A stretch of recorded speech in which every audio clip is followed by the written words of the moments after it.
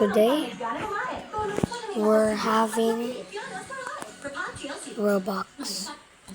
So, there's a game called Glitch. I think it gives you like, Roblox.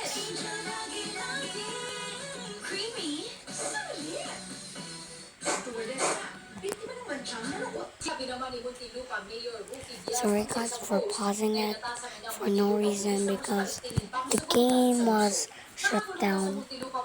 I'm sorry, so I still don't get free Robux. Only please donate. And what's it called again? Stay for Fortune.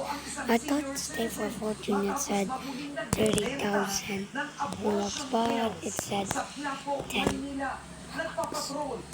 No way.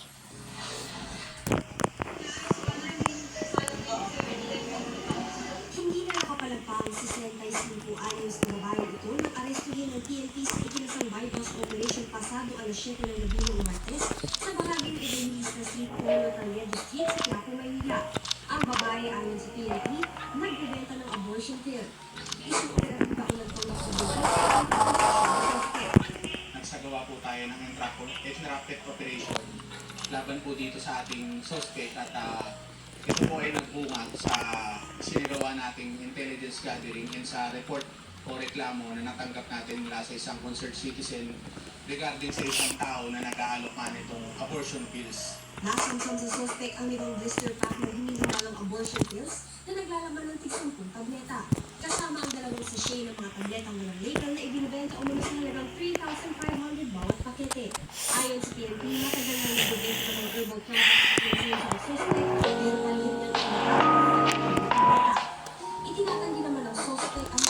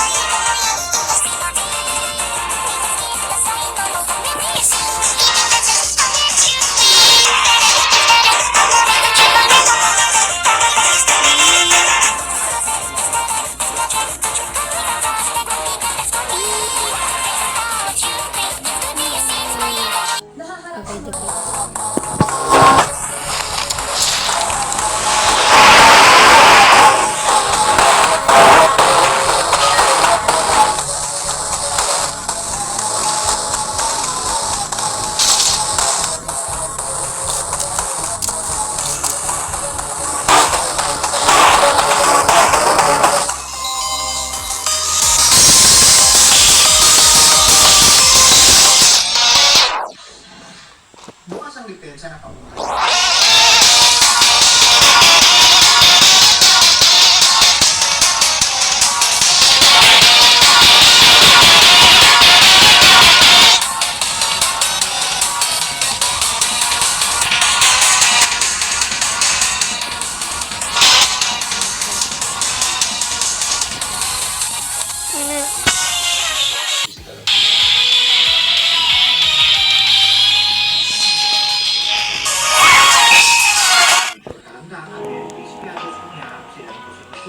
Pero ang prosekusyon ay kumambibig sa issue dahil wala nang patunay ng pagkatapos ng investigados.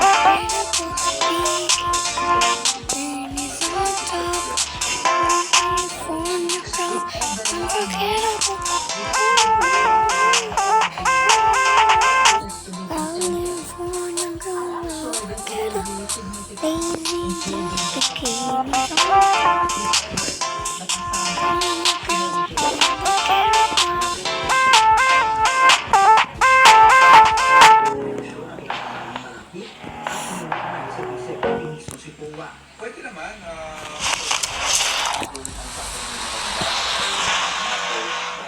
pertaining to my role as counsel.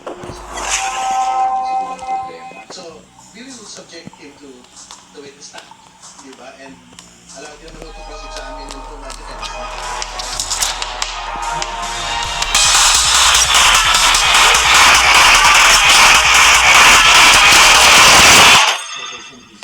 Gusto ng prosecution kailan lang yung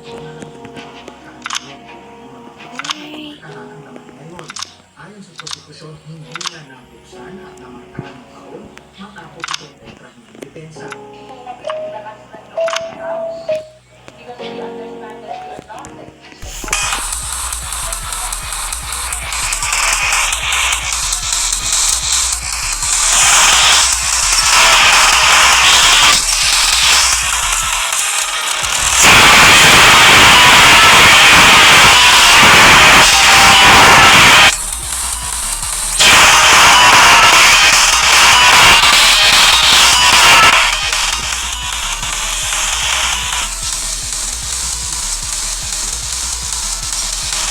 Kung tinatanggap o tinatangihan nila kung sa ang mga pinapamasahan. Ito naman again is strictly marking, no, subject to the observation of methodology by the other party when it goes into trial. Matapos na ang masahan ng gusto ibigay sa ngayon, isinara na rin ang pagkakas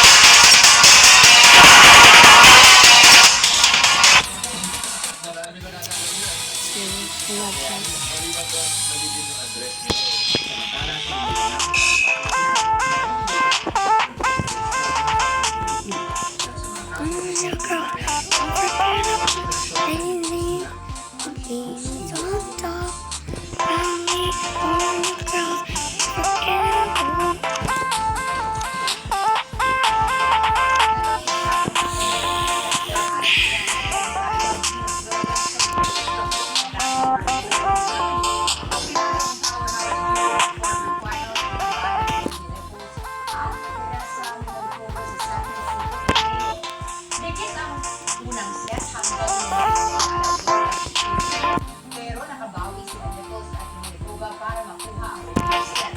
Sa second set, nakuha ng ang third game hindi nang umalagwa ang kalaban. Ang final score, 6-3, 6-2. Sunod na lalahok sina Ayala at Williams sa Wimbledon kung saan may doubles comeback ang magkapatid na Venus at Serena Williams habang sa kauna-unang pagkakataon ay seeded si Ayala sa Grand Slam tournament sa Graz.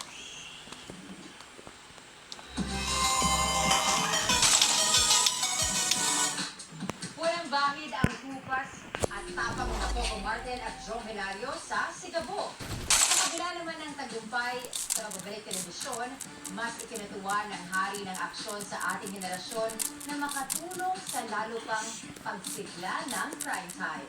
Nagpapatrol, MJ Felipe. Ang gabi pa lang pero mainit na agad ang aksyon sa pagitan ng bidang Siabo at ng kanyang kalaban mortal sa dinito ang lupa na si Django. Reunited sila Coco Martin at John Hilario. Ang tagal nang nagkasama at ngayon nagsisimula pa lang sa pagkikip si Coco.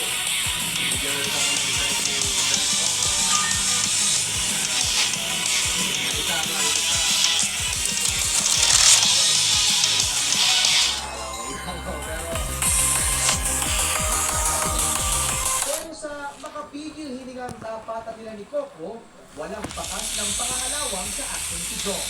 Ang eksena ito ang isa sa mga pinutukan ng mga manonood sa gabi. Sa Kapamilya Online Live sa YouTube, umalo ng mahigit 428,000 ang sabay-sabay na nanonood. O kung tawagin ay confirmed viewers. Ngayong gabi, masusubukan ang kapalaran ni Dago sa paghanap ng trabaho at nangangamong gulo sa pagpunta ng mga may-ari ng ilang lupa sa barangay Ginto ang lupa. Kaya si Coco, Julia at ang buong produksyon ay pagtangkilik ng mga manonood sa kanilang unang 3 episode. Pero mas ang ibabaw sa hari ng aksyon ng ating henerasyon ang kanyang ambag sa pagbabalik sigla ng telebisyon sa prime time gabi-gabi.